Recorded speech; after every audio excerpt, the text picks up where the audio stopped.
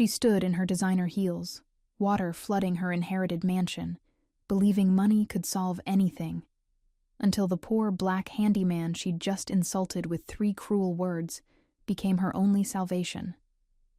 Celeste Harrow thought she knew exactly what kind of man deserved her attention, but when her world started crumbling around her, the very person she'd dismissed as not her type would prove to have more dignity in his calloused hands than she had in her entire privileged life. What she didn't know was that her careless words had been overheard, recorded, and would soon explode across social media, forcing her to choose between the approval she'd always craved and a love that would either destroy her reputation or finally set her free. The wealthy interior designer was about to learn that sometimes the biggest renovations happen to the heart, and some mistakes can't be painted over with pretty lies.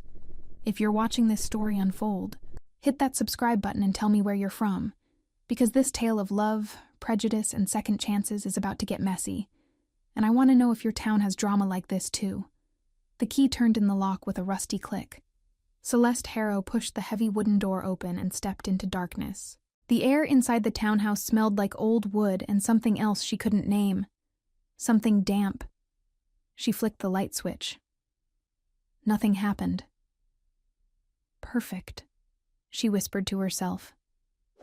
Celeste pulled out her phone and turned on the flashlight.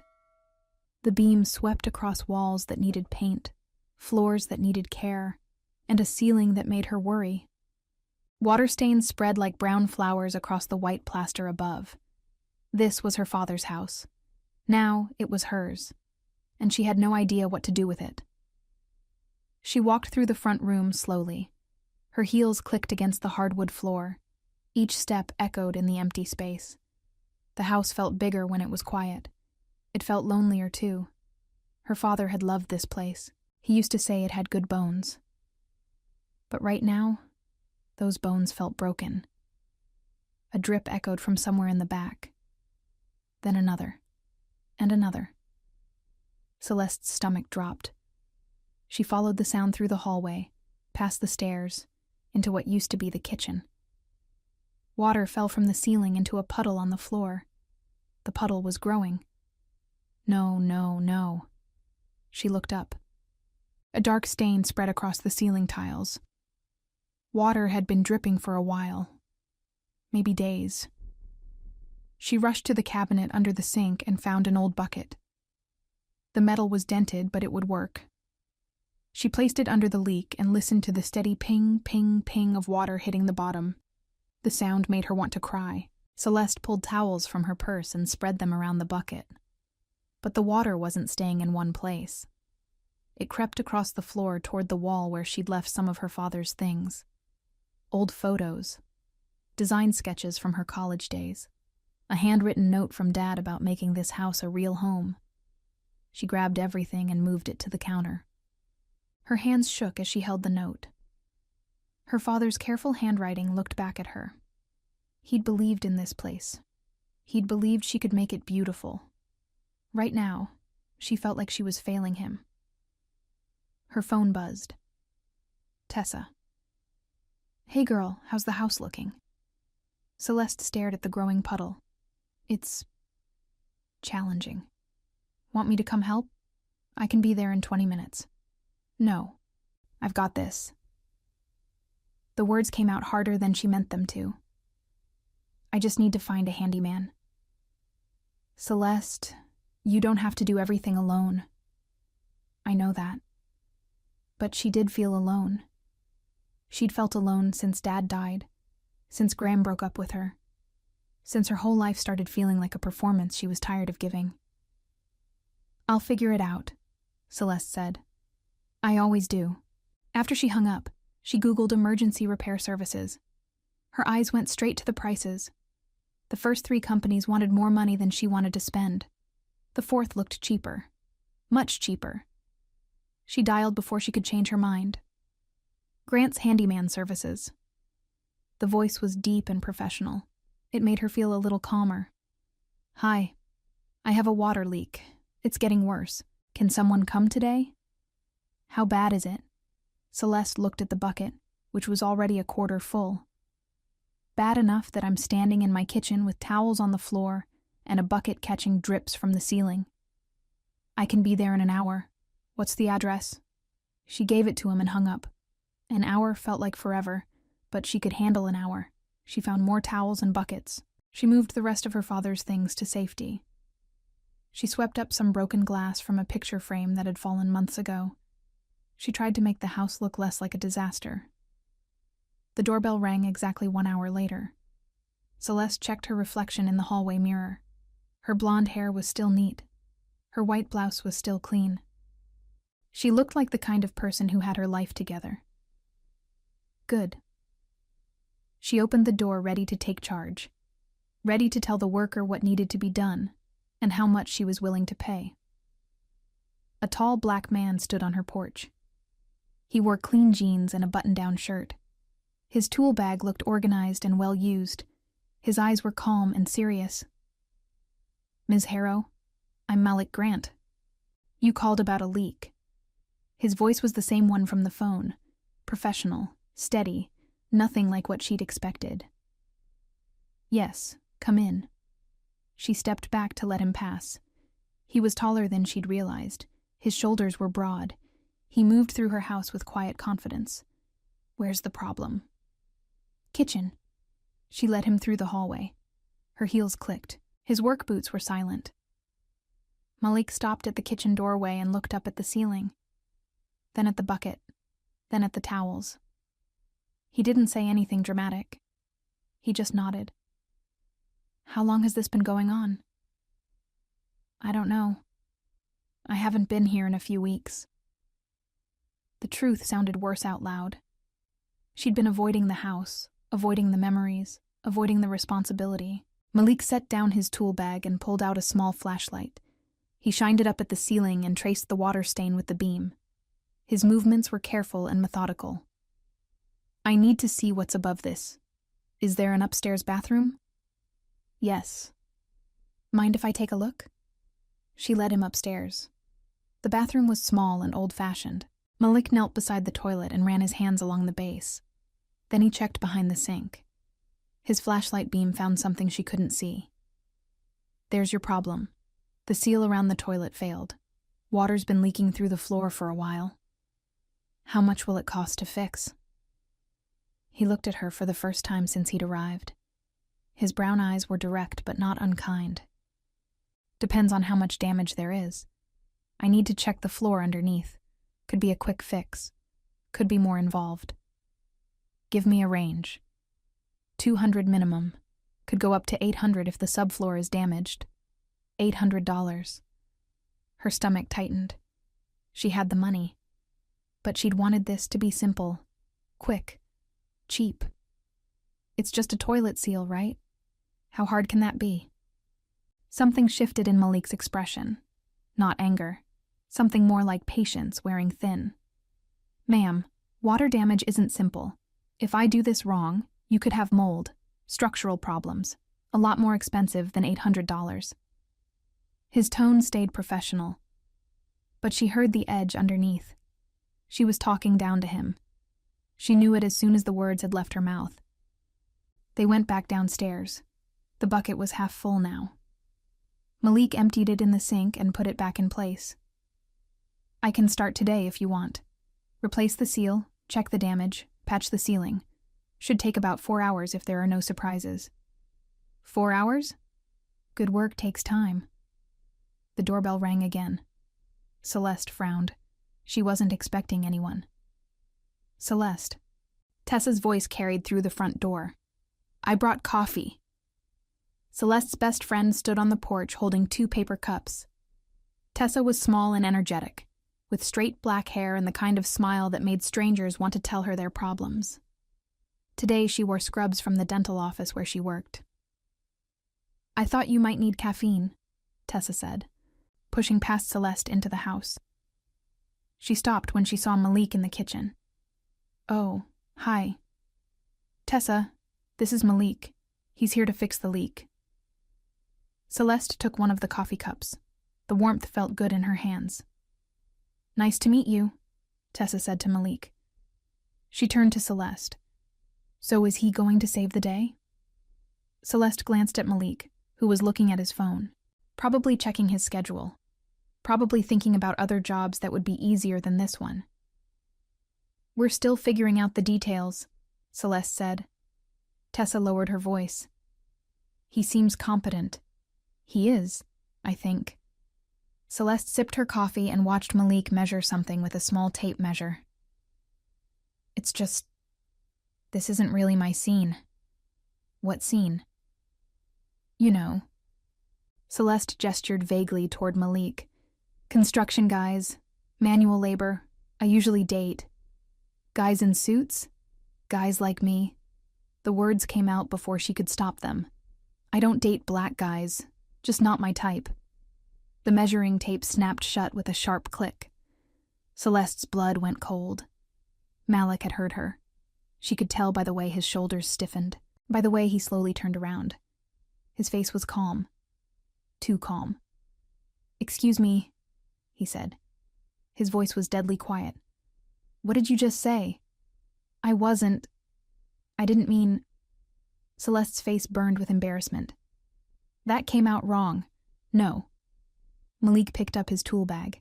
"That came out exactly right. That's what you think. That's what you feel comfortable saying in front of me. I was talking to my friend. About me. In my hearing." He shouldered the bag. "While I'm in your house trying to help you." Tessa looked like she wanted to disappear into the floor. Malik stepped closer to Celeste, not threatening, but close enough that she had to look up at him. Close enough that she couldn't pretend this wasn't happening. "Let me be clear," he said. "I'm not here to audition for you. I'm not here to prove I'm worthy of your time or your space. I'm here to fix your pipes. If you can't treat me with basic respect while I do that, I'll leave right now. You can't leave. The leak will be someone else's problem." His voice stayed level, but she heard steel underneath. "I don't work for people who think I'm beneath them." The bucket chose that moment to overflow. Water spilled across the kitchen floor, heading straight for the electrical outlet near the stove. Oh, God. Celeste rushed toward the water with a towel, but there was too much of it, and more kept coming. Malik dropped his bag and moved fast. He pulled the bucket away, found the water shut-off valve under the sink, and turned it hard to the right. The dripping stopped. "That won't hold for long," he said. "The pressure will build up. You need this fixed today or it gets worse." Celeste stood in the middle of her flooded kitchen holding a soaked towel. Her perfect blouse had water stains. Her expensive shoes were ruined. Her house was falling apart, and she'd just insulted the one person who could save it. "I'm sorry," she said. "What I said was wrong. It was terrible. I don't have an excuse." Malik studied her face, looking for something. Sincerity, maybe, or proof that she meant it. "If I stay," he said slowly, "we do this professionally. You don't talk to me like I'm your help. You don't talk about me like I'm not here. And you definitely don't share your opinions about who you would or wouldn't date based on my skin color. Are we clear?" "Yes." "I mean it. First sign of disrespect, I'm gone. And you can explain to the next handyman why there's water damage in your basement and mold growing in your walls." "I understand." He looked at her for a long moment. Then he picked up his tool bag again. 4 hours, he said. 200 minimum, 800 maximum. I'll need access to the bathroom upstairs and this kitchen, and I'll need you to stay out of my way while I work." "Of course." Tessa cleared her throat. "I should probably go." "That's fine," Malik said without looking at her. He was already pulling tools out of his bag. "Ms. Harrow and I have work to do." After Tessa left, Malik went upstairs. Celeste could hear him moving around above the kitchen, the sound of tools, the occasional thud. She stood in her ruined kitchen and tried to figure out what had just happened. She'd lived in this neighborhood for 6 months and never talked to a black man for more than 2 minutes. Not because she was racist. She wasn't racist. She just moved in different circles. Professional circles. Her kind of people. But listening to him work, watching how he'd handled the emergency without panic or drama. She started to wonder if her type was actually just fear dressed up as preference. An hour later, Malik came back downstairs carrying a piece of wet carpet. "Bad news," he said. "The floor underneath the toilet is soft. Water damage. I need to replace some of the subfloor before I can install the new seal." "How much will that cost?" $600 total. That includes materials, labor, and fixing the ceiling down here. It was more than she'd wanted to spend, but less than she'd feared. "Do it." He nodded and went back to work. Celeste tried to stay out of his way. She cleaned up the kitchen. She called her mother and lied about everything being fine. She avoided looking at the steady, professional way Malik moved through her house like he belonged there. Around 3 o'clock, she noticed him carefully moving her father's photographs out of the way before he started cutting into the ceiling. He didn't ask permission. He didn't make a big deal about it. He just saw that the pictures mattered and protected them. Nobody had been that thoughtful with her father's things since the funeral. Her phone buzzed with a text from her mother. "Coming by tomorrow afternoon to see your progress. Hope you're making that house presentable." Celeste's chest tightened. Her mother's visits always felt like inspections, and right now, the house looked worse than when she'd started. "Mr. Grant?" She found Malik in the bathroom, kneeling beside the toilet with his sleeves rolled up. "How much more work does this house need? I mean, beyond what you're doing today?" He sat back on his heels and wiped his hands on a towel. For the first time since the "not my type" disaster, he really looked at her. "You want the truth?" "Please. The plumbing upstairs is old. The electrical in the basement probably isn't up to code. Some of the floorboards are loose. The front steps need reinforcing." He paused. "It's not dangerous, but it needs attention. My mother's coming tomorrow. Then we better make a list." He pulled a small notebook from his back pocket and wrote down everything he'd mentioned. His handwriting was neat and precise. "I could come back tomorrow morning," he said. "Do some of the visible stuff. Paint touch-ups. Fix the loose floorboard in the hallway. Tighten the front porch railing." "How much?" $300 for the day. I'll bring the paint." It was fair. More than fair, probably, and she needed the help. "Okay, but I need everything on paper. A list of what you're doing and how much it costs. I need receipts." Something almost like a smile crossed his face. "You don't trust easily." "I don't know you." "Fair enough." He tore the list out of his notebook and handed it to her. "Neither do I." By 6 o'clock, the leak was fixed. The ceiling was patched and painted. The new toilet seal was installed and tested. Malik cleaned up his tools and packed everything away neatly. "Water's back on," he said. "Everything should hold. But call me if you notice any new leaks." "I will." Celeste followed him to the front door. "And thank you. For earlier. For protecting my father's things. You didn't have to do that." "Yes, I did." He shouldered his tool bag. "That's what decent people do." The words hit her harder than if he'd yelled, because they weren't meant to hurt her. They were just true. After he left, Celeste sat on the stairs in her empty house and held her father's note. The first person to treat her gently in months was the man she'd casually insulted. The man whose skills had saved her from disaster. The man whose quiet dignity made her feel small and ashamed.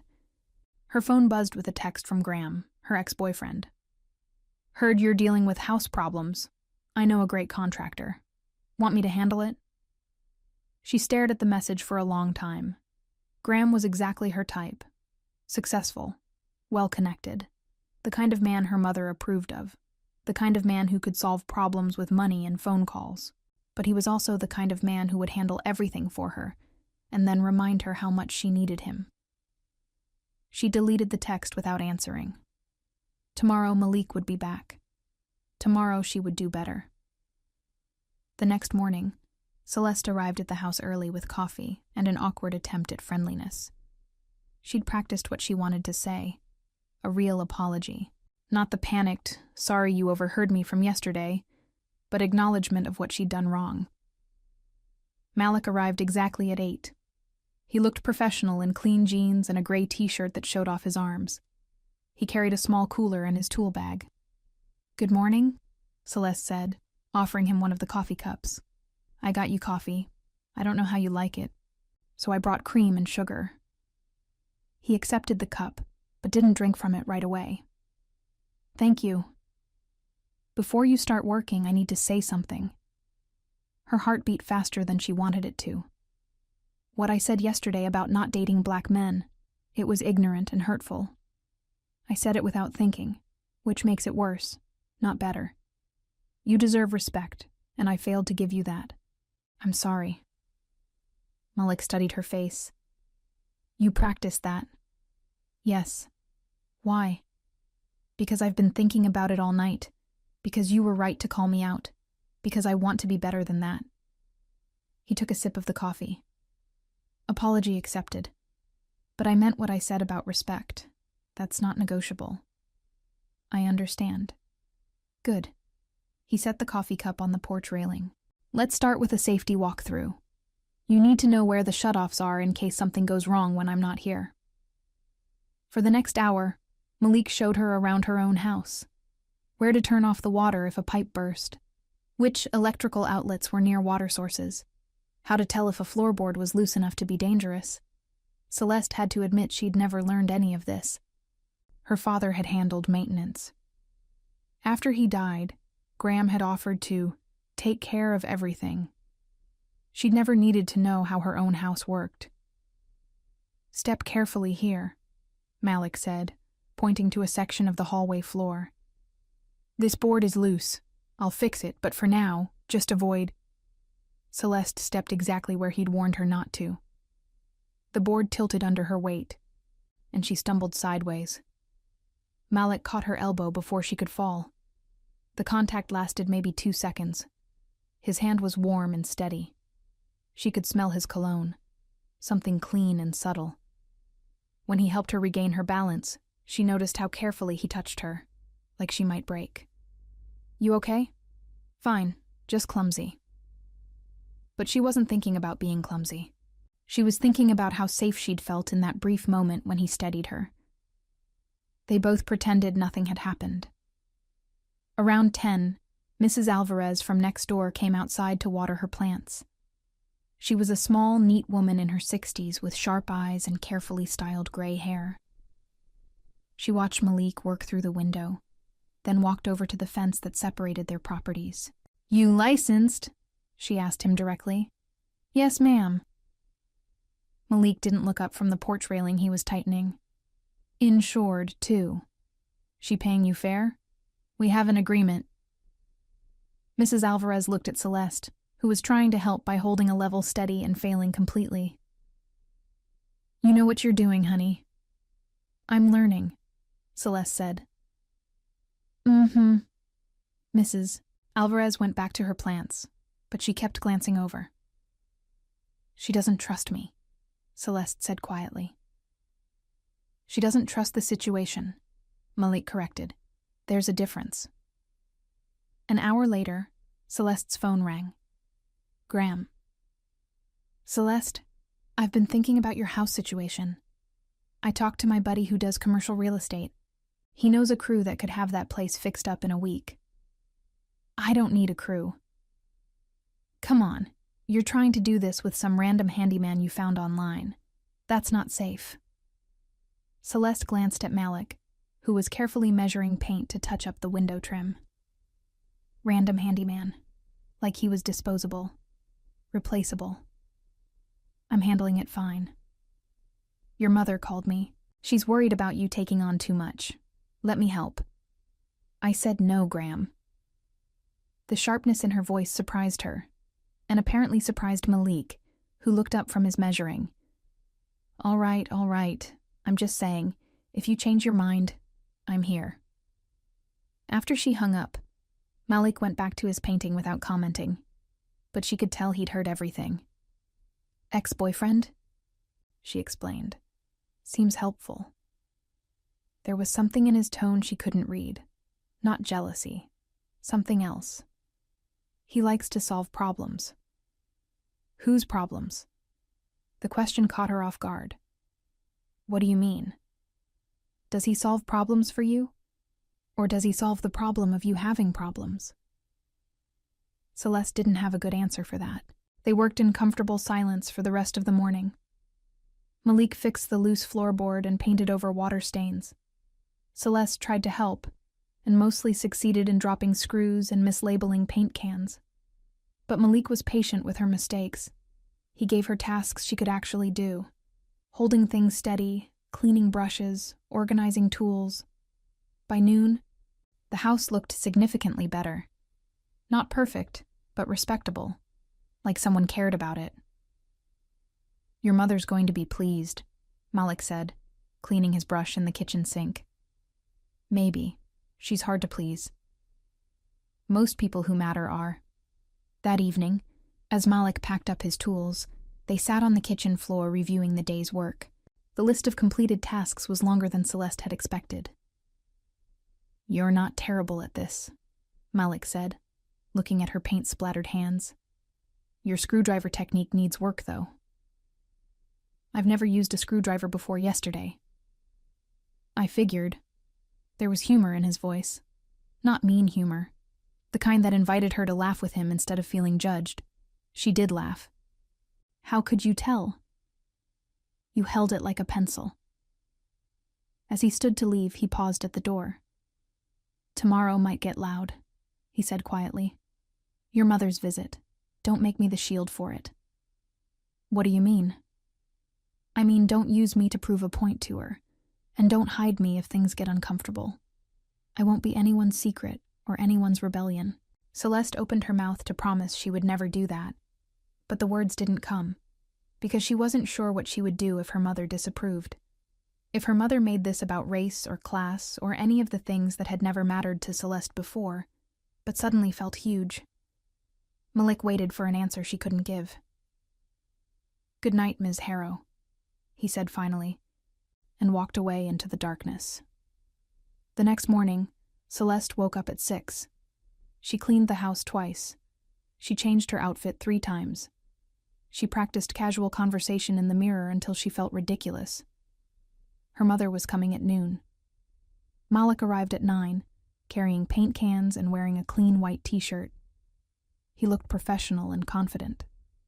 Everything Celeste wished she felt. You're nervous, he said, setting down his supplies. My mother has strong opinions. About houses or about me? The question was direct, honest. It deserved an honest answer. Both, probably. And you're worried about what she'll think if she sees us getting along. I'm worried about what she'll say. Celeste watched him open a paint can with practiced efficiency. She can be difficult. Most people can. Doesn't mean you have to let them run your life. Easy for him to say, Celeste thought. His mother probably didn't call 3 times a week to discuss her disappointment in his choices. They spent the morning working in comfortable rhythm. Malik painted the front room while Celeste organized her father's books on the newly fixed shelves. Occasionally their hands would brush when she handed him tools. Each time she felt a little spark of warmth that had nothing to do with the work they were doing. At 11:30, Malik washed his hands and checked his appearance in the hallway mirror. How do I look? He asked, like someone who knows what he's doing. Good, because I do. The confidence in his voice made her feel calmer, until the doorbell rang 20 minutes early. Celeste, darling. Diane Harrow swept into the house wearing a cream-colored suit and carrying a leather purse that cost more than most people's rent. She was 58 and beautiful in the way that money and discipline could make someone beautiful. Every blonde hair was perfect. Every piece of jewelry was chosen with care. Hi, Mom. Celeste accepted the brief hug her mother offered. Diane looked around the front room with sharp eyes. Oh, this is much better. Still needs work, but it's a start. The water damage is completely fixed, and we've been updating some of the cosmetic issues. We? I hired someone to help with repairs. As if summoned by her words, Malik appeared in the doorway. He'd put on a clean shirt and had his tool bag organized neatly by his side. Mom, this is Malik Grant. He's been working on the house. Malik stepped forward with his hand extended. Nice to meet you, Mrs. Harrow. Diane looked at his hand for a moment too long before shaking it briefly. Hello. The temperature in the room dropped 10 degrees. Malik fixed the major water leak yesterday, Celeste said quickly, and he's been helping with some of the other repairs Dad never got around to. I see. Diane's voice was polite but distant. She spoke to Celeste as if Malik wasn't standing right there. How much is this costing you? It's reasonable. I'm sure it is. Diane walked around the room, examining Malik's work without acknowledging him. The paint job is adequate, though I would have chosen a different color. Malik's jaw tightened almost imperceptibly. The color was my choice, Celeste said. Of course it was. Diane touched the newly painted wall with one manicured finger. Well, I suppose it will do until you can afford professional work. This is professional work, Celeste said. The sharpness in her voice surprised all three of them.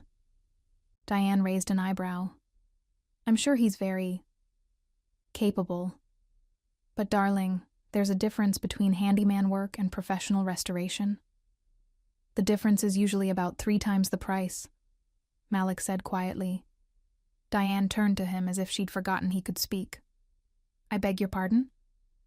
Professional restoration companies charge 3 times what I charge for the same work. Sometimes worse work, because they send inexperienced crews and charge experienced prices. I hardly think... You're welcome to check my references, Malik continued, his voice staying level, or get a second opinion on what I've done here. I stand behind my work. The silence that followed was thick and uncomfortable. Mom, Celeste said desperately, would you like to see the kitchen? The ceiling repair came out really well. They moved through the house like an awkward parade. Diane made comments about everything. The floors, the lighting, the age of the appliances. Each comment was phrased as helpful suggestion, but felt like criticism. Malik followed quietly, answering direct questions with professional courtesy. But Celeste could see the tension in his shoulders, the careful way he held himself. In the kitchen, Diane opened cabinet doors and ran her finger along the countertop. This will all need to be updated eventually, she said to Celeste. The cabinets are from the 70s, and this countertop is completely out of style. It's functional, Celeste said. Functional isn't the same as appropriate. Diane closed a cabinet door with more force than necessary. Your father never understood the importance of maintaining property values. He understood the importance of having a home, Malik said. The words came out quiet but clear. Diane turned to stare at him. Excuse me? Nothing, ma'am. Just observation. An observation about my late husband? The air in the kitchen felt electric. Dangerous. Mom? Celeste started. No, I'd like to hear this. Observation. Diane's voice could have cut glass. Malik looked at Celeste, then back at Diane. I meant that some people focus on living in their homes. Others focus on the investment value. Different priorities. And you think you knew my husband's priorities.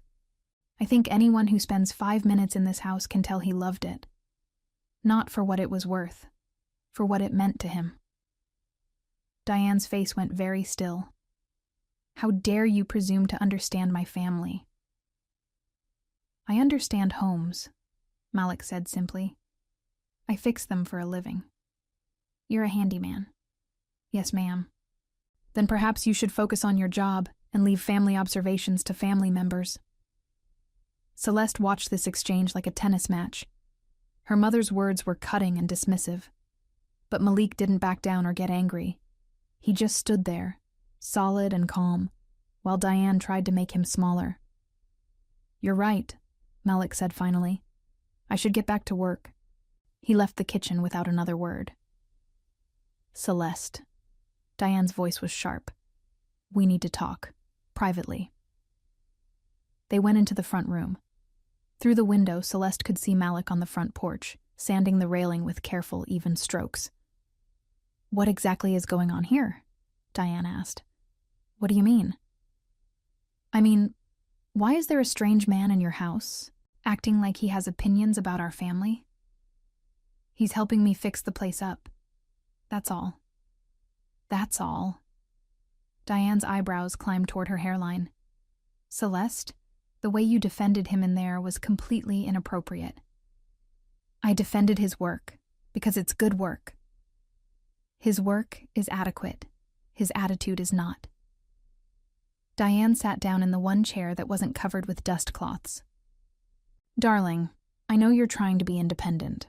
I admire that. But you can't just hire random people off the internet." "He's not random. He's licensed and insured, and he's done excellent work. He's also presumptuous and overly familiar." Celeste thought about the way Malik had carefully moved her father's photos out of harm's way, the way he'd caught her when she stumbled, the way he'd fixed her crisis without drama or judgment. He's been nothing but professional. Professional handymen don't share their opinions about their employer's family dynamics. "You asked for his observation." "I was testing his boundaries, which he clearly doesn't understand." Diane leaned forward. "Celeste, I'm concerned about you being here alone with him." "Concerned about what?" "About your safety, about your reputation, about the fact that you seem unusually invested in defending someone you barely know." The words hit like cold water. Celeste realized her mother wasn't just being classist or controlling. She was being racist. Politely, subtly, but unmistakably racist. "Mom, he's not dangerous." "You don't know that." "I do know that. I've spent 2 days with him. He's kind and respectful and honest." "Celeste. And even if he weren't, his race wouldn't have anything to do with whether he's trustworthy." Diane's face went very still. "I never said anything about race." "You didn't have to." They stared at each other across a gulf that felt wider than the room. "I think you should finish this project with someone else," Diane said finally. "No." "I beg your pardon?" "I said no. I'm not firing him because you're uncomfortable." "I'm not uncomfortable. I'm practical. This house needs serious work. You need serious professionals." "Like Graham's friend?" Diane's expression brightened. "Graham called you?" "Good. His friend owns a renovation company. They've done beautiful work on several houses in my neighborhood."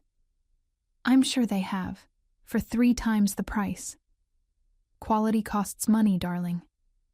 "So does integrity. And Malik has both quality and integrity. You've known him for 2 days. Sometimes 2 days is enough." Diane stood up and smoothed her skirt. "I can see you've made up your mind, but I hope you'll reconsider before you make a mistake you can't undo." "What kind of mistake?" "The kind that follows you. The kind that affects your reputation and your future."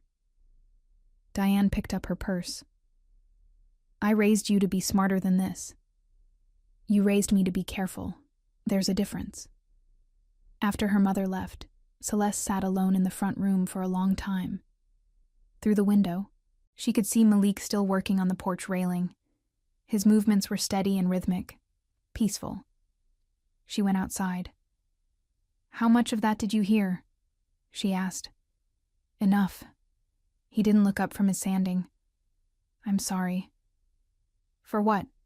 "For her. For the way she talked to you. For not standing up to her sooner." Malik paused in his work and looked at her. "You did stand up to her." "Not enough. Not fast enough." "Most people don't stand up to family at all." He resumed sanding. "Takes courage." It didn't feel like courage. It felt like being backed into a corner. Sometimes those are the same thing. That evening, after Malik had gone home, Celeste called Tessa. So how did the mother visit go?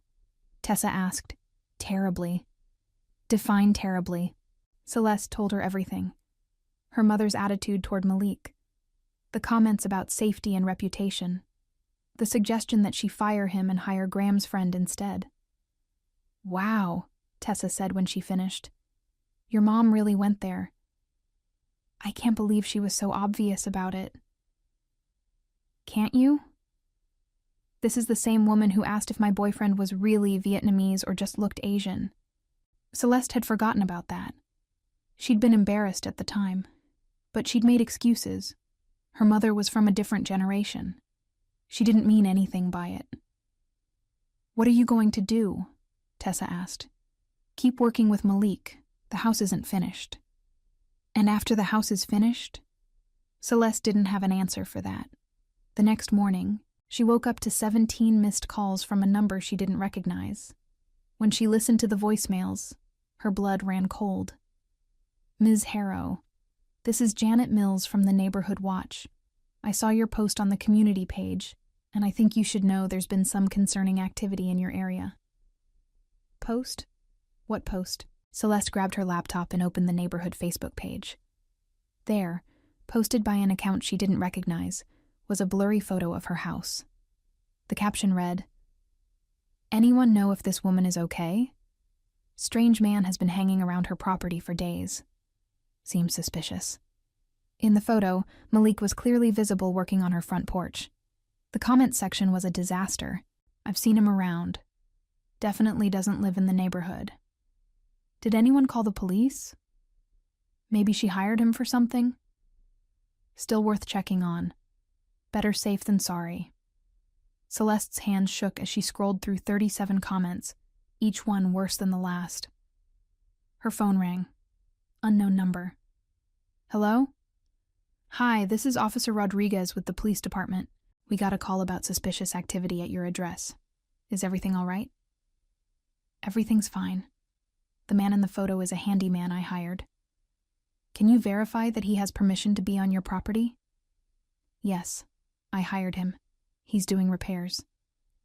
Okay, we'll make a note in our system, but I'd recommend posting something on the community page to let your neighbors know, just to avoid future calls. After she hung up, Celeste sat staring at the photo for a long time.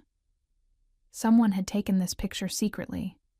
Someone had decided that a black man working on a house was inherently suspicious. Someone had called the police on Malik. Her phone buzzed with a text from an unknown number. Saw the post about your house. Hope you're staying safe. Neighbors, looking out for neighbors. Your friend at 412 Elm. Celeste looked up 412 Elm on the neighborhood directory. Mrs. Patterson, an elderly white woman who lived 3 blocks away and had never spoken to Celeste before. Another text came in, then another. Neighbors she'd never met, expressing concern about the situation at her house. By the time Malik arrived at 9, Celeste felt sick. We need to talk, she said, before he could unload his tools. She showed him the Facebook post, the comments, the messages from concerned neighbors. Malik read everything without expression. When he finished, he handed the phone back to her. Someone called the police on you, she said. I figured. Aren't you angry? Anger's a luxury. He picked up his tool bag. I've got work to do. Malik, what do you want me to say? That I'm surprised? That I can't believe people would assume a black man working on a house must be up to something? I want you to say something. Feel something. This is horrible. It's Tuesday. He started toward the porch. This is what Tuesday looks like for me. Celeste followed him. It's not right. No, it's not. But it's real. He set down his bag and looked at her directly. The question is what you're going to do about it. What do you mean?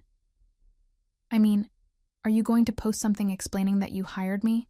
Are you going to set the record straight? Or are you going to let people think whatever they want to think? The question felt like a test, like everything depended on her answer. I'll post something right now. Don't do it for me. Do it because it's right, or don't do it at all. Celeste went inside and composed a response to the neighborhood page. The man in this photo is Malik Grant, a licensed handyman I hired to repair my house. He has every right to be here and has done excellent work. I appreciate neighbors looking out for each other, but I hope we can all be more thoughtful about what actually constitutes suspicious behavior. She stared at the words for 10 minutes before hitting post. The response was immediate. Some neighbors apologized, others doubled down. A few people she'd never heard of started arguing in the comments about crime statistics and property values, and whether she was being naive. By noon, 43 people had weighed in on whether a black handyman working on her house was normal or dangerous. "I made it worse," she told Malik when he came in for lunch. "No, you made it visible. There's a difference." People are saying I'm naive, that I don't understand the neighborhood. Do you care what they think? I shouldn't, but you do. She nodded miserably. Then you need to decide what matters more, Malik said, their comfort or your integrity. That afternoon, while Malik worked on replacing a broken window, Graham showed up unannounced. "Celeste, I came as soon as I saw the neighborhood page." He bounded up the front steps like he was rescuing her from a burning building. "Are you okay?" "I'm fine. People are worried about you. My mother called me in tears." Graham glanced at Malik, who was carefully measuring a piece of glass. "Maybe we should talk privately. We can talk here. Celeste, Graham, meet Malik. Malik, this is my ex-boyfriend, Graham." Malik nodded politely. "Nice to meet you." Graham didn't offer to shake hands. "So you're the handyman?" "I am." "Right." Graham turned back to Celeste. "Listen, I talked to my contractor friend. He can have a crew here tomorrow to finish whatever needs to be done. Pro bono. As a favor to me." "That's not necessary." "Of course it's necessary. Look at what's happening. Your neighbors are calling the police. Your mother is beside herself. This whole situation has gotten out of hand." "The situation where I hired someone to fix my house. The situation where you hired someone who's causing drama in the neighborhood." Malik set down his measuring tape with deliberate care. "He didn't cause anything," Celeste said. "Someone else took that photo. Someone else decided he looked suspicious." "Maybe, but the result is the same. People are uncomfortable." "Then people need to examine why they're uncomfortable." Graham lowered his voice. "Celeste, be realistic. You live here. You have to get along with your neighbors. I also have to live with myself." "What's that supposed to mean?" "It means I'm not firing someone because my neighbors are prejudiced." "This isn't about prejudice. It's about practical. It's exactly about prejudice." Celeste's voice carried more clearly than she intended. "And I'm not going to be part of it." Graham looked at Malik, then back at Celeste. Something calculating crossed his face. "Are you sure this is just about the house?" he asked quietly. "What?" "I mean, you're being awfully defensive about a guy you hired 3 days ago." The implication hung in the air like smoke. "Graham, I'm just saying, people are starting to wonder if there's more going on here than home improvement." Celeste felt her face burn. "Get out." "What?" "I said get out. Of my house. Now." "Celeste, I'm trying to help you." "No, you're trying to control me. Just like always." She opened the front door and held it. "Get out." Graham left, but not before giving Malik a look that promised this wasn't over. After he was gone, Celeste sat on the front steps and put her head in her hands. "You okay?" Malik asked, settling beside her. "No, I'm not okay. My mother thinks I'm making a mistake. My neighbors think you're dangerous. My ex-boyfriend thinks I'm sleeping with you, and I can't make any of it stop." "Do you want it to stop?" She looked up at him. "What do you mean?" "I mean you could fire me. Hire Graham's friend. Make everybody happy." "Is that what you want?" "What I want doesn't matter. This is your life, your neighborhood, your choice. It matters to me. Malik studied her face for a long moment. I want to finish your house. I want to do good work and get paid fairly for it. And I want to be treated with respect while I do it. That's all? That's everything. Celeste looked at the house behind them. 2 days ago, it had been falling apart. Now it was starting to look like a home again. Malik had done that. Not just with his tools and his skills, but with his care and his patience. I want you to finish the house too, she said. Even if it costs you? Even then. That evening, after Malik had gone home, Celeste's phone rang. Her mother. Celeste, I've been thinking about our conversation yesterday. And I think perhaps I was hasty. If this handyman is important to you, his name is Malik. If Malik is working out well, then perhaps you should continue with him. The sudden reversal felt suspicious. What changed your mind? I talked to Graham. He's concerned about the situation with your neighbors. He thinks it might be better to handle this quietly rather than making it a larger issue. Handle it quietly how? By finishing the work quickly and moving on. No need to turn this into a cause. Celeste closed her eyes. Even her mother's support came with conditions. Mom, I'm not turning this into anything. I'm just treating someone with respect. Of course, darling. I just think it's wise to be discreet. Discreet. You know what I mean. Unfortunately, Celeste did know what she meant. Keep Malik hidden. Keep him quiet. Keep him in his place. I need to go, Mom. Celeste. I'll call you later. She hung up before her mother could say anything else. Outside, the neighborhood was settling into evening quiet. Porch lights came on. Dogs barked in distant yards. Everything looked normal and peaceful. But Celeste knew that tomorrow, when Malik came back to work, people would be watching, judging, waiting to see what she would do next. The thought should have scared her. Instead, it made her angry. And anger, she was beginning to realize, might be exactly what she needed. The next morning, Celeste woke up to 3 missed calls from numbers she didn't recognize. When she checked the neighborhood Facebook page, her heart sank. Someone had shared a photo from the previous afternoon. Celeste and Malik sitting together on her front steps talking. The caption read, "Update on the handyman situation. Looks like there might be more to this story."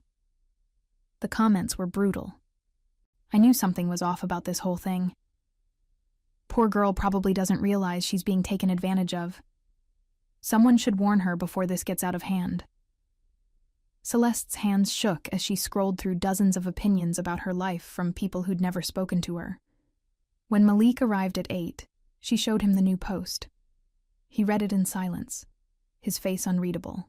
Then he handed the phone back to her and picked up his tool bag. "Where are you going?" "Home." "Malik, wait. I'm not doing this to you." His voice was quiet but firm. "I'm not being the reason your neighbors think less of you. I don't care what they think. Yes, you do, and you should. You live here. So do you. In this neighborhood. Your sister Amani lives 2 streets over." He stopped walking. "How do you know that?" "Mrs. Alvarez mentioned it yesterday. She knows your family." Malik set down his bag and looked at her. Really looked at her.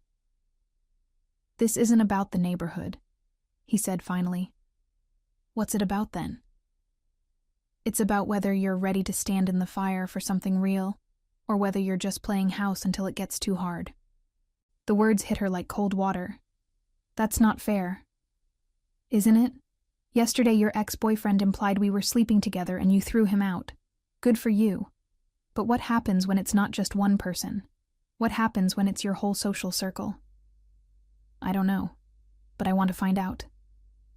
Malik studied her face for a long moment. Then he picked up his tool bag again. "Where are you going now?" "To work. But I need you to understand something." He stepped closer to her. I won't be your secret. I won't be your rebellion. And I won't be your mistake. If we do this, whatever this is, we do it honestly. In the light. Where everyone can see. Is that what you want? To do this? What I want is complicated. Try me. Malik set down the bag again and leaned against the porch railing. I want to finish your house because I take pride in my work. I want to get to know you better because I like who you are when you're not performing for other people. And I want to see if you're brave enough to like who you are when you're not performing either. And if I'm not, then we'll know. They worked together that morning in careful quiet. The house was nearly finished now. The repairs were solid. The paint was fresh. The dangerous floorboard was secure. In a few days, there wouldn't be a professional reason for Malik to come back. Around noon, Mrs. Alvarez appeared at the fence with a pitcher of lemonade. You two look thirsty, she said. It was the first kind gesture Celeste had received from a neighbor since the Facebook drama started. She accepted the glass gratefully. Thank you. This is really sweet. Sweet is what neighbors do. Mrs. Alvarez's sharp eyes moved between Celeste and Malik, when they remember how to be neighbors instead of judges. After she left, Celeste and Malik sat on the front steps drinking lemonade and watching the neighborhood go about its afternoon business. Kids rode bikes on the sidewalk. A mail truck rumbled past. Everything looked normal. It's peaceful, Celeste said. For now. Are you always this optimistic? I'm realistic. Peace doesn't last when people are uncomfortable with change. As if summoned by his words, Graham's car pulled up to the curb. Speak of the devil, Malik muttered.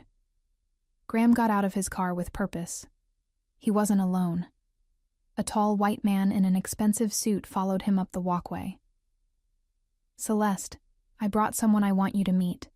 This is David Chen, the contractor I mentioned. David stepped forward with a polished smile. Ms. Harrow, Graham's told me so much about you. I took the liberty of driving by yesterday to assess the property. Beautiful bones. Classic architecture. Thank you, but I think we could do something really special here. Full renovation, kitchen, bathrooms, electrical. Bring it into the 21st century while maintaining the period charm. Celeste glanced at Malik, who was listening with neutral attention. I appreciate you stopping by, she said carefully, but I'm happy with the work being done. Of course, but this is just maintenance, right? David's smile never wavered. I'm talking about transformation, investment-grade work that will triple your property value. The house doesn't need to be transformed. It needs to be loved. Well, yes, but love doesn't always translate to market value. Malik stood up and brushed dust off his jeans. Excuse me, I should get back to work. Actually, Graham said, maybe you should stick around for this. David, tell her what you told me about unlicensed work. David's smile became more professional. Well, it's just that when work isn't up to commercial standards, it can create liability issues, insurance problems, resale complications. My work is licensed and up to code, Malik said quietly. I'm sure it meets basic standards, but there's a difference between adequate and excellent. Show me something I've done that isn't excellent. David looked around the porch, clearly searching for flaws. The paint job was smooth and even. The railing was solid. The window frames were perfectly aligned. It's adequate, he said finally. Adequate. Malik's voice stayed calm. Meaning functional but not good enough for this neighborhood. I didn't say that. You didn't have to. Graham stepped between them. Look, this doesn't have to be personal. It's just business. Everything is personal when it's your work being dismissed, Malik said. No one's dismissing anything, David said quickly. I'm just saying that different projects require different skill levels. And you think this project requires skills I don't have. I think this project requires a certain approach. What approach is that? David glanced at Graham, clearly uncomfortable with the direction of the conversation. A comprehensive approach. Professional project management, established vendor relationships. Meaning expensive materials and markup pricing. Meaning quality control. I see. Malik picked up his tool bag. Well, I'll leave you to your quality control. He started down the steps. Celeste caught his arm. Don't go. This is your choice to make, Malik said, but make it with your eyes open. After he left, David launched into an elaborate presentation about timeline and materials and design possibilities. Graham nodded along like they'd solved all her problems, but all Celeste could think about was the word adequate. The way it had been used like a weapon. The way it had been designed to make Malik feel small. So, what do you think? Graham asked when David finished.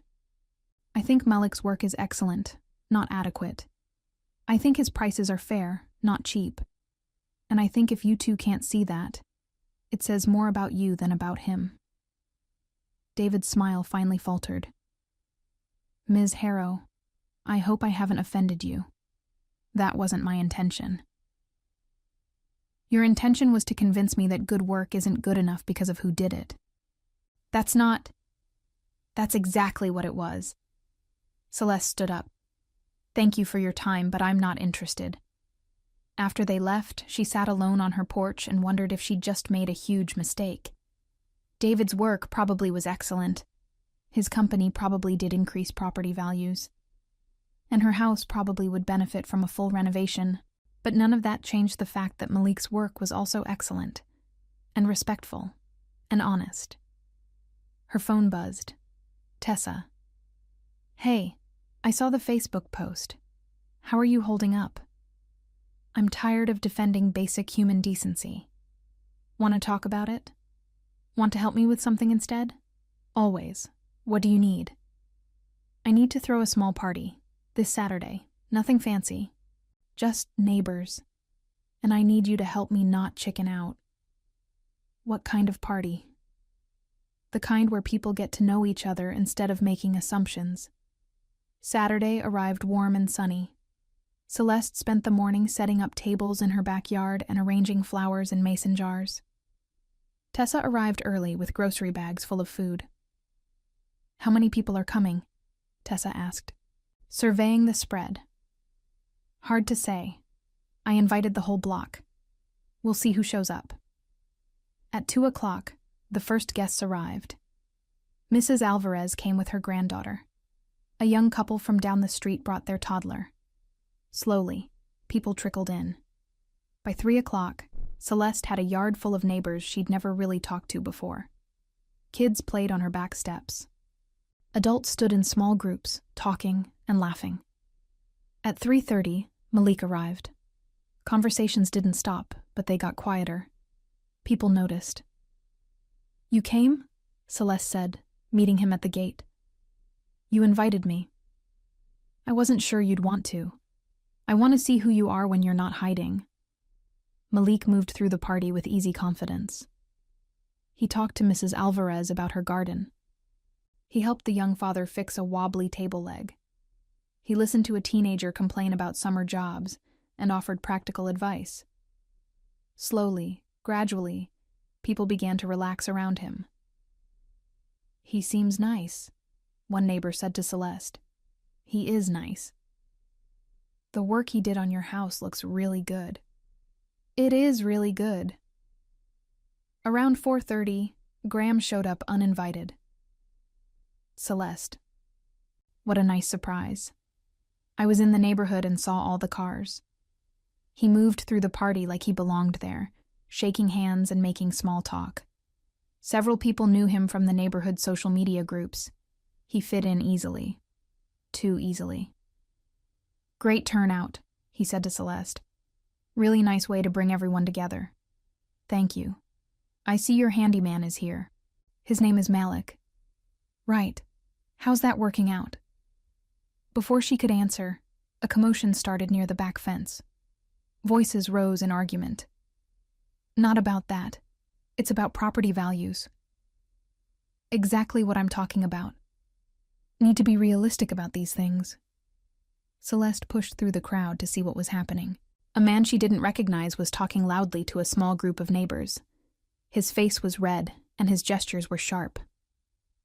All I'm saying is that we need to be careful about who we're comfortable with in our neighborhood. Our kids play here.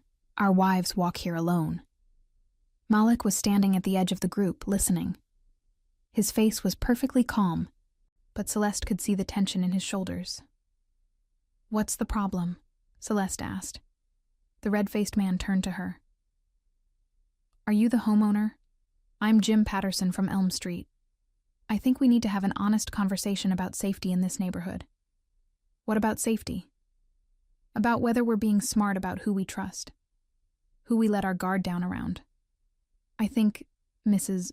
Alvarez said sharply, "that you should be more specific about what you're trying to say." "I'm trying to say that some of us have concerns." "About what?" Celeste asked.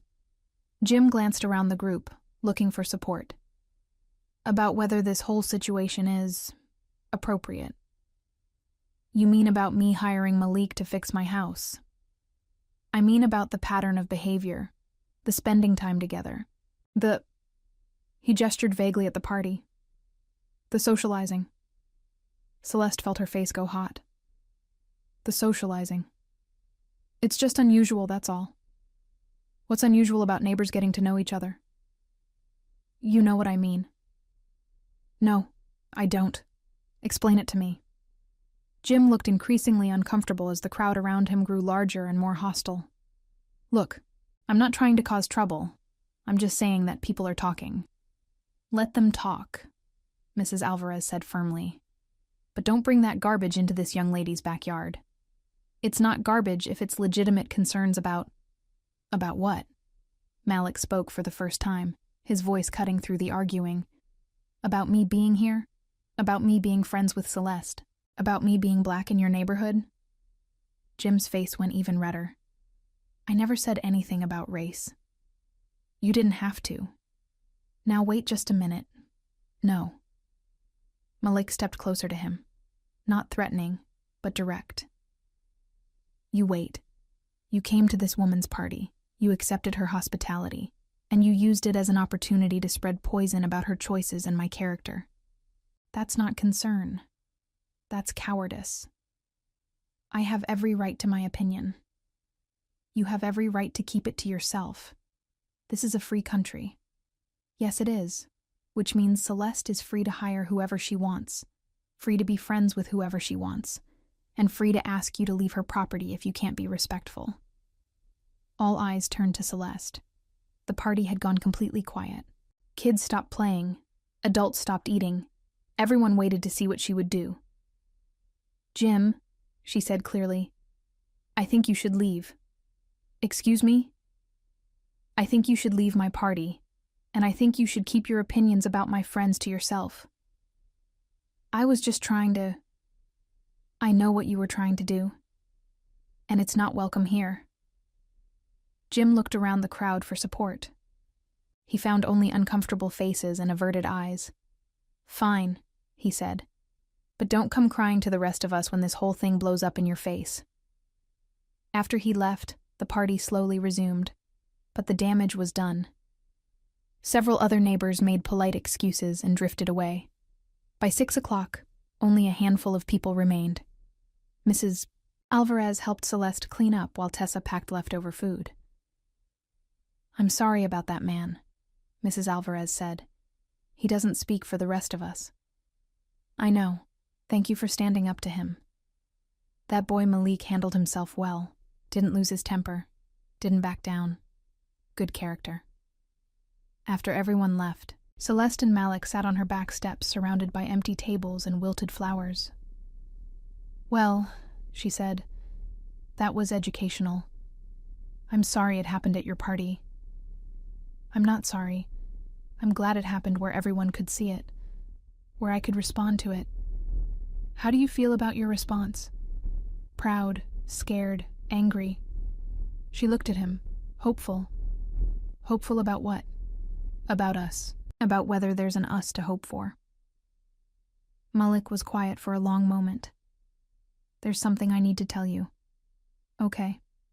I've been thinking about this, about you, more than I should. More than is smart. Why isn't it smart?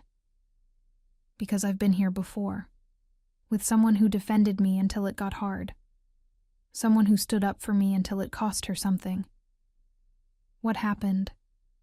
She chose her family's approval over my dignity, and I swore I'd never put myself in that position again.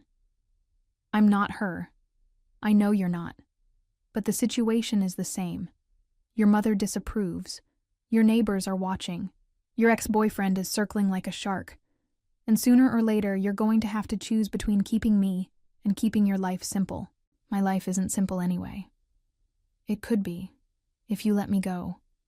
Celeste stood up and faced him. Is that what you want? For me to let you go? I want you to be sure, because I'm not going to be patient while you figure it out. I'm not going to be understanding when you need space. I'm not going to wait for you to decide if I'm worth the trouble. I already decided. When? The first day when you caught me falling. Today when you stood up to that man. Every day in between when you treated my house like it mattered because it matters to me. Malik stood up too, close enough that she could see the uncertainty in his eyes. I'm not easy to love, he said. Good. Easy isn't what I need. He reached up and touched her face gently. What do you need? I need someone who sees me, who challenges me, who won't let me hide from who I could be. And what if who you could be isn't who your family wants you to be? Then I guess I'll find out who my real family is. Malik kissed her then, soft and careful and full of questions they were both afraid to ask. When they broke apart, Celeste realized that everything had changed. Not just between them, but inside her. She wasn't the same person who had opened her door 5 days ago expecting to command a worker. She was someone who had chosen love over comfort, truth over peace, growth over safety. What happens now? She asked. Now we find out how strong we are. Monday morning brought a new crisis. Celeste woke to her phone ringing insistently. Unknown number.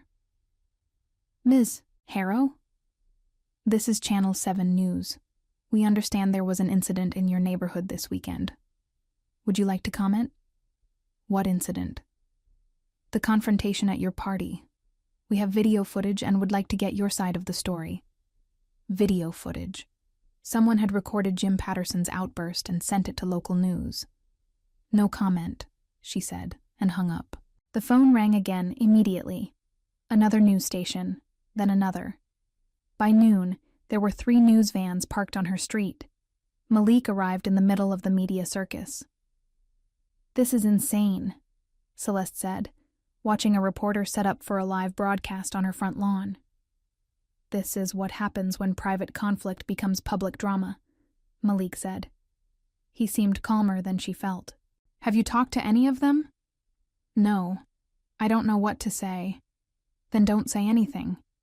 They're not going to go away. They will when the story gets old. But Celeste wasn't sure she could wait for the story to get old. Her phone had been ringing all morning with calls from clients, her mother, her old college friends who'd seen her on the news. Everyone had questions she didn't know how to answer. Around 2 o'clock, Graham appeared on her doorstep with a man in an expensive suit. Celeste, this is my lawyer, Richard Fox. He specializes in crisis management. I'm not in crisis. The media circus outside suggests otherwise, Richard said smoothly. We can make this go away quietly. A simple statement about privacy and moving forward. No blame, no drama. What kind of statement? Something that acknowledges the misunderstanding and clarifies that you're focused on your home renovation, not any personal relationships. Celeste stared at him. You want me to deny that Malik and I are friends. We want you to redirect the narrative towards something less inflammatory, less inflammatory than treating someone with respect, less inflammatory than appearing to take sides in a racial controversy. The words hung in the air like smoke. I see, Celeste said finally. And if I don't make this statement? Then this story continues to grow. Your business suffers. Your reputation suffers. Your property value suffers. And if I do make the statement, then everything goes back to normal. Celeste looked out the window at the news vans, at the reporters setting up equipment, at her neighbors peeking out from behind curtains. Normal. Thank you, she said, but no. Celeste. I said no. After they left, Malik found her sitting in her kitchen with her head in her hands. Bad day? He asked. They want me to throw you under the bus? Who's they?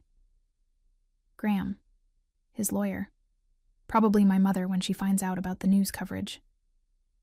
She looked up at him. Everyone who wants my life to go back to normal. And what do you want? I want normal to be different than it was. That evening, after the news vans had finally left, Celeste's mother called. Celeste, I just saw the most disturbing news report. Hi, Mom. They made it sound like you're involved with that handyman. His name is Malik. And what if I am involved with him? Silence. Then, Celeste, please tell me you're not being serious. Why wouldn't I be serious? Because this isn't you. This isn't how you were raised. Maybe how I was raised is part of the problem. What's that supposed to mean? It means I was raised to care more about what people think than about doing what's right. I raised you to be smart about your choices. No, you raised me to make safe choices. There's a difference. Another long silence. Celeste, I'm going to say this once, and I want you to really listen.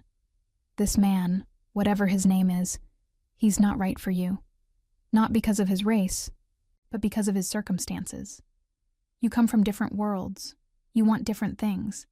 And if you pursue this, it will only end in heartbreak. For who? For both of you. But especially for you. Why especially for me? Because you'll be the one giving up everything.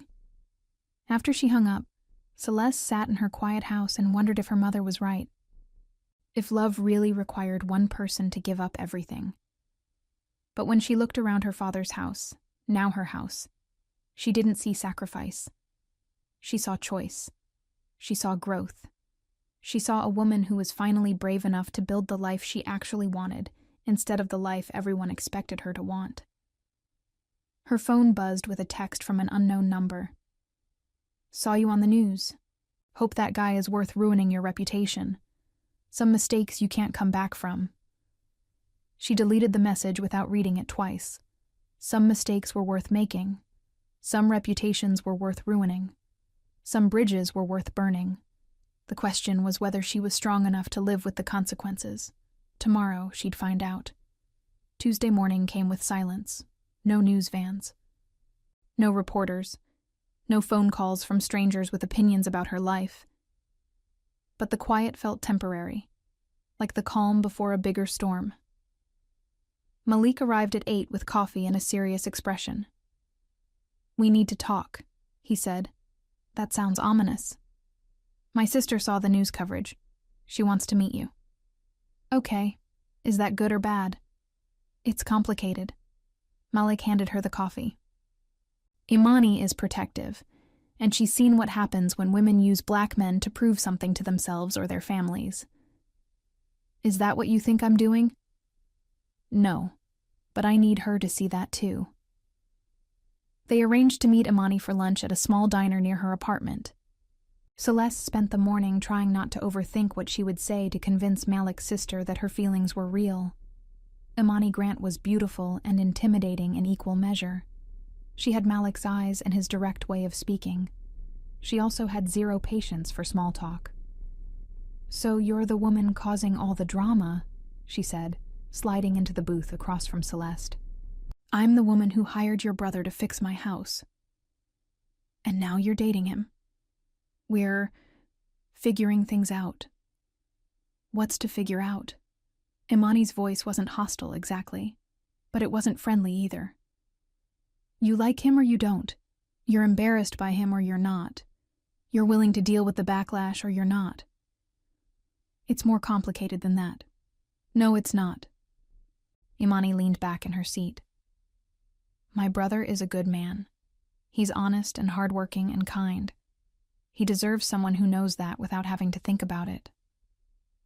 I do know that. Then why are we having this conversation? Celeste looked at Malik, who was listening without interfering. This was her test to pass or fail alone. Because, she said slowly, I've spent my whole life being the person other people wanted me to be. And when I met your brother, I realized I didn't know who I actually was underneath all that performance. And now you do? Now I'm learning. Learning what? Learning that I'm braver than I thought. Learning that I care more about respect than approval. Learning that love isn't supposed to be comfortable. Imani studied her face for a long moment. What happens when your family cuts you off? I don't know. What happens when you lose clients because of this? I don't know. What happens when the novelty wears off and you realize dating a handyman isn't as exciting as you thought? I don't know that either, but I know that's not why I care about him. Then why do you care about him? Celeste thought about the way Malik had protected her father's photographs without being asked. The way he'd stood up to Jim Patterson without losing his temper. The way he'd caught her when she stumbled and made her feel safe without making her feel weak. Because he sees me, she said. Not the version of me that's supposed to impress people. The real me. And he likes what he sees.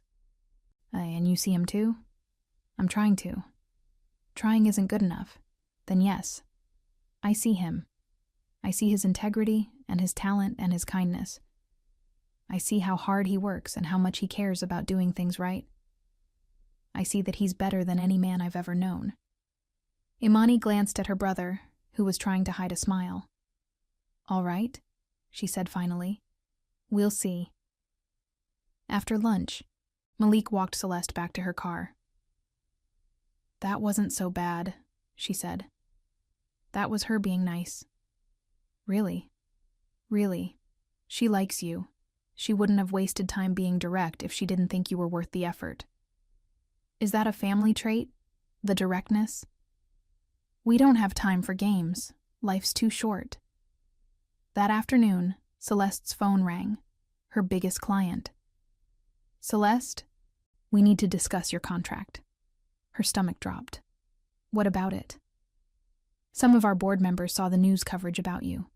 They're concerned about whether this controversy might affect our project. How would it affect your project? We can't afford to be associated with inflammatory situations. The inflammatory situation where I treated someone with respect. The inflammatory situation where you became the center of a news story about racial tensions. Celeste closed her eyes. What are you saying?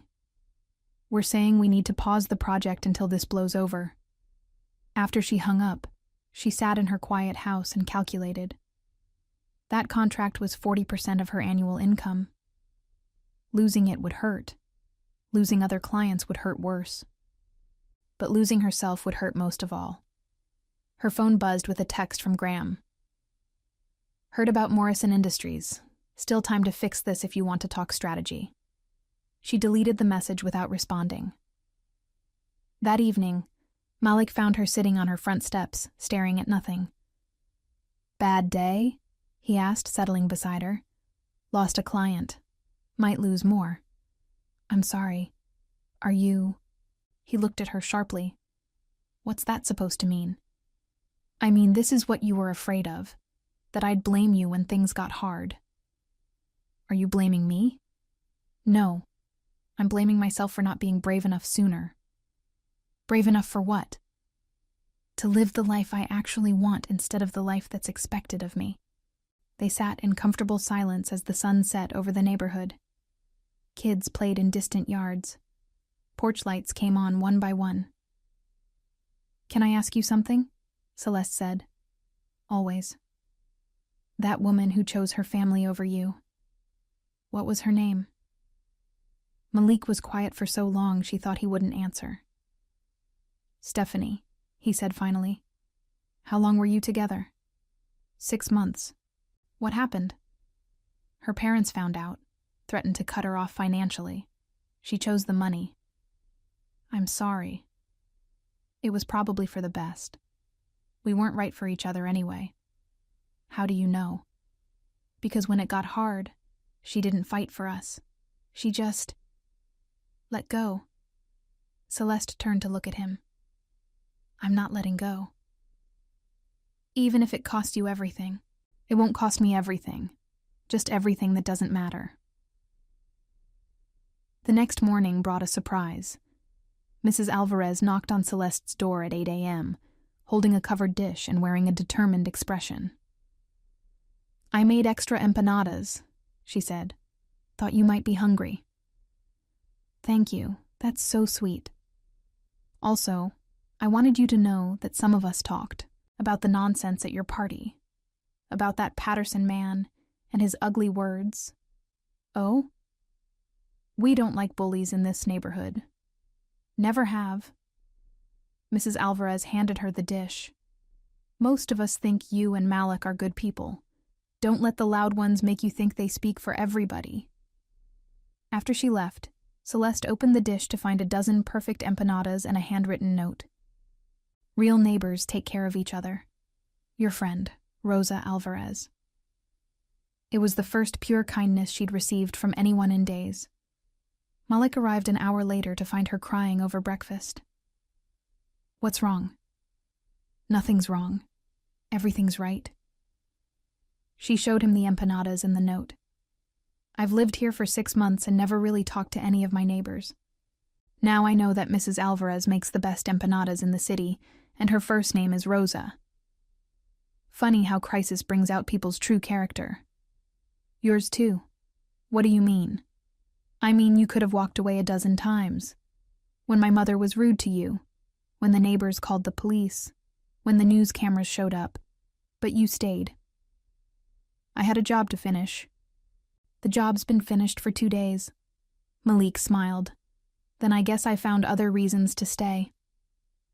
That afternoon, they were painting the last section of porch trim when a familiar car pulled up. Celeste's heart sank. Her mother got out of the car like she was arriving for battle. Celeste, we need to talk. Right now. Hello, Mom. Diane glanced at Malik, who nodded politely and kept painting. Privately, Diane said, we can talk here. This is not a conversation for public consumption.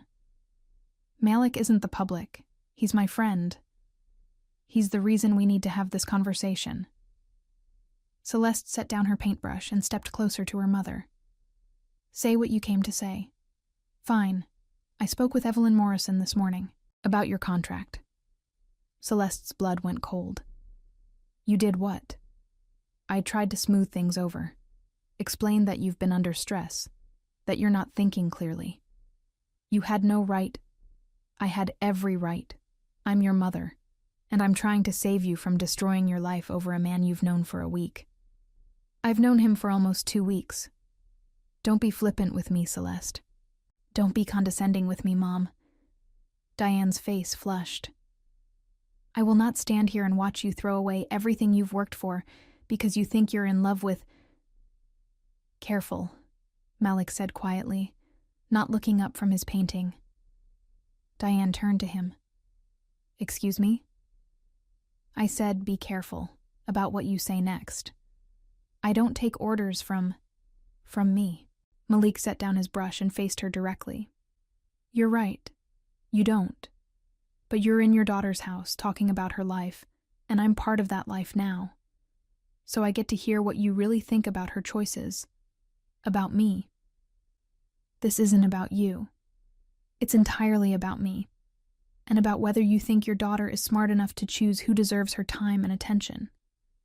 My daughter is wonderful. Yes, she is. She's kind and brave and honest. She's also an adult who gets to make her own decisions. Even bad decisions? Even decisions you don't understand.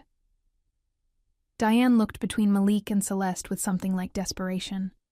Celeste, please, think about what you're doing. Think about your future. I am thinking about my future. I'm thinking about whether I want to spend it being afraid of what people think, or actually living. Living with him? Maybe. I don't know yet. You don't know? No, Mom. I don't know if we'll work out long term. I don't know if love is enough to overcome all the obstacles people keep putting in front of us. I don't know if I'm strong enough to keep fighting for something this hard. Celeste took a deep breath. But I know I'm strong enough to try. Diane stared at her daughter for a long moment. When she spoke again, her voice was quieter. I'm afraid for you. I know. I'm afraid you're going to get hurt. I might, but I'm definitely going to get hurt if I keep living someone else's life. What if I can't support this choice? Then you can't.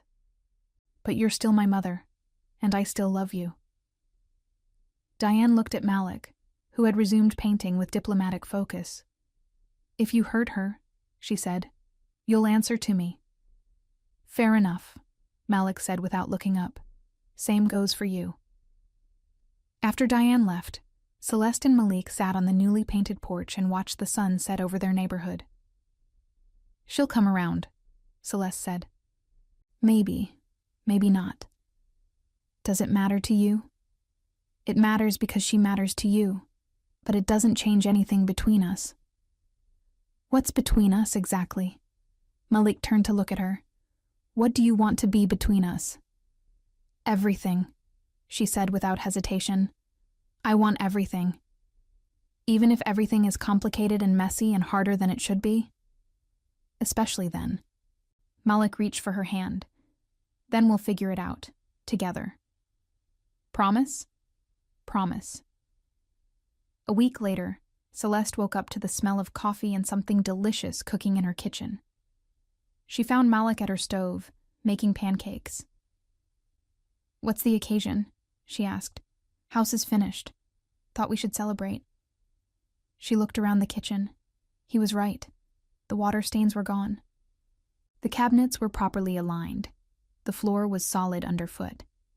Everything worked the way it was supposed to work. It's beautiful, she said. It's home. Over breakfast, they talked about what came next. Malik had other jobs lined up. Celeste was rebuilding her client list with people who cared more about her work than her personal life. It would be slower going, but it would be honest. No regrets? Malik asked. Only one. What's that? I regret waiting so long to say this. She reached across the table for his hand. I love you. Malik's smile could have powered the whole neighborhood. I love you too. Even though I'm complicated and high maintenance and still learning how to be brave. Especially because of all that. Good, because I'm not done learning. Neither am I. That afternoon, they took a walk through the neighborhood, hand in hand in broad daylight where everyone could see. Mrs. Alvarez waved from her garden. The young couple with the toddler smiled and said hello. Even Mr. Chen from the corner house nodded politely. Not everyone was friendly. Jim Patterson scowled from his front yard. A few other neighbors found urgent reasons to go inside when they approached. But more people were kind than cruel. More people cared about character than color. It's going to be okay, Celeste said, as they completed the loop back to her house. More than okay, Malik said. It's going to be good. 3 months later, Celeste was working in her garden when a moving truck pulled up across the street. A young black family got out and began unloading boxes. She watched as several neighbors approached to introduce themselves and offer help. Mrs. Alvarez brought lemonade. The couple with the toddler brought extra moving blankets. Not everyone helped, but enough people did. Change was slow, but it was happening. Malik found her that evening sitting on their front steps, because somewhere along the way, her house had become their house, watching the new neighbors settle in. Penny for your thoughts, he said, settling beside her. just thinking about home, about what it means to belong somewhere. And I think maybe home isn't a place. Maybe it's the people who see you clearly and choose you anyway. Malik kissed her temple. In that case, I've been home for months. Celeste leaned against his shoulder and watched the lights come on in houses up and down the street. Some of those houses held people who would never accept them. Some held people who were still learning, and some held people who understood that love was love, no matter what it looked like from the outside. It wasn't perfect, but it was theirs. Malik. Remember when you said I needed to decide what matters more, their comfort or my integrity? I remember. I choose integrity, every time, for the rest of my life. Good, he said, pulling her closer. Because the rest of our lives is going to be beautiful. As the stars came out over their neighborhood, Celeste thought about the woman she'd been just a few months ago, afraid, performing, hiding behind rules that kept her safe but small. She didn't miss that woman, the woman she was now, loved and loving, challenged and challenging, brave enough to build something real.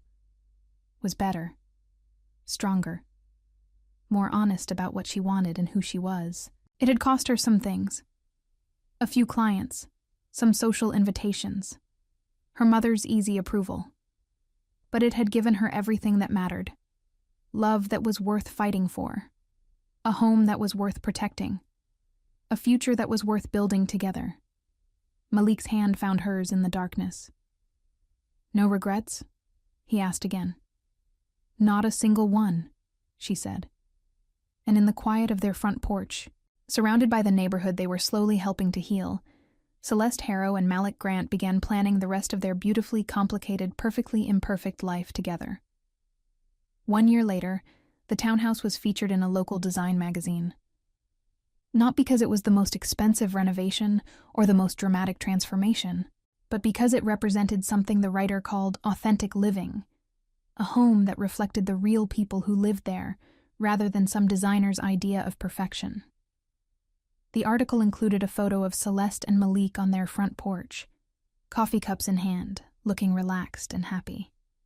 The caption read, "Sometimes the most beautiful transformations happen not to houses, but to the people who live in them." Mrs. Alvarez clipped the article and hung it on her refrigerator.